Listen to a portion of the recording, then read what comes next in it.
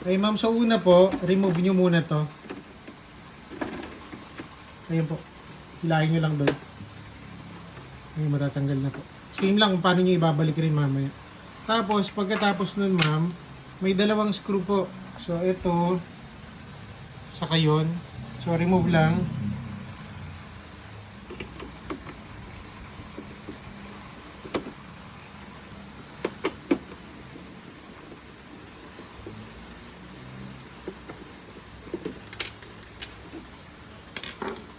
Ayan ma'am, pag na-remove nyo na yung dalawa na yon, ito naman po, tong part po na ito, naaangat po ito, itong cover ng panel. Gamitan nyo lang ng kuko. Ayun po, ganun lang. Pag naangat nyo po yon, ayan, matatanggal na po ito.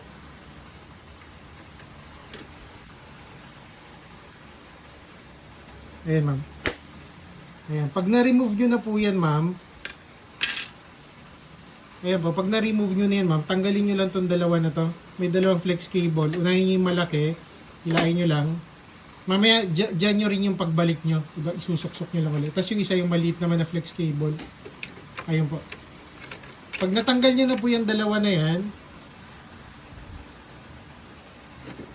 ito po, yung buong top cover, matatanggal na po yan. Angat nyo lang po ito. Pagkaangat nyo, tapos, itutulak nyo lang po rito. Ayun po.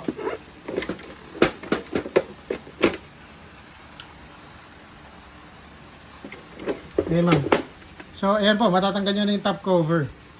Ayun, pag natanggal nyo na po yung top cover, puntahan na po natin yung roller ma'am.